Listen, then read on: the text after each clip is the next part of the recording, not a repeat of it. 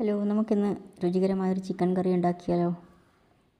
അതിൽ കുറച്ച് ചിക്കൻ എടുത്ത് കഴുകി വൃത്തിയാക്കി വെച്ചിട്ടുണ്ട്. അതിൽ ഉപ്പ്, മഞ്ഞൾപ്പൊടി, മുളക് പൊടി, മല്ലിപ്പൊടി ഇവയൊക്കെ ചേർത്ത് ഒരു സ്പൂൺ തൈരും ചേർത്ത് കുഴച്ച് വെച്ചിട്ടുണ്ട്. അതിനുശേഷം ഒരു പാത്രം എടുത്ത് അടുപ്പത്ത് വെച്ച് അതിലേക്ക് വെളിച്ചെണ്ണ ഒഴിക്കുക. അതിൽ ഇഞ്ചി വെളുത്തുള്ളി പേസ്റ്റ് ഇട്ടിട്ട് ചേർക്കുക.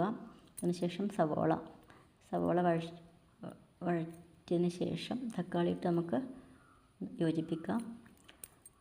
ഇത് രണ്ടും കൂടെ വെന്തതിന് ശേഷം നമുക്ക് അതിലേക്ക് പൊടികൾ ചേർക്കാം. മഞ്ഞൾപ്പൊടി, മുളക് പൊടി, മല്ലിപ്പൊടി ഇവ ചേർത്ത് നന്നായി മിക്സ് ചെയ്യുക. പച്ചമണമായതിനു ശേഷം നമുക്ക് ചിക്കൻ കഷ്ണങ്ങൾ ചേർത്ത് കൊടുക്കാം. ചിക്കൻ കഷ്ണങ്ങൾ ചേർത്ത് ആവശ്യത്തിന് വെള്ളമൊഴിച്ച് അടച്ച് വേവിക്കുക.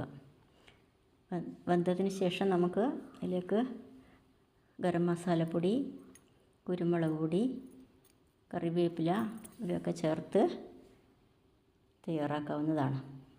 നിങ്ങളുണ്ടാക്കി നോക്കൂ. ഇഷ്ടപ്പെട്ടെങ്കിൽ ലൈക്ക് ചെയ്യണേ, കമൻറ്റ് ചെയ്യണേ, സബ്സ്ക്രൈബും കൂടി ചെയ്തേക്കണേ.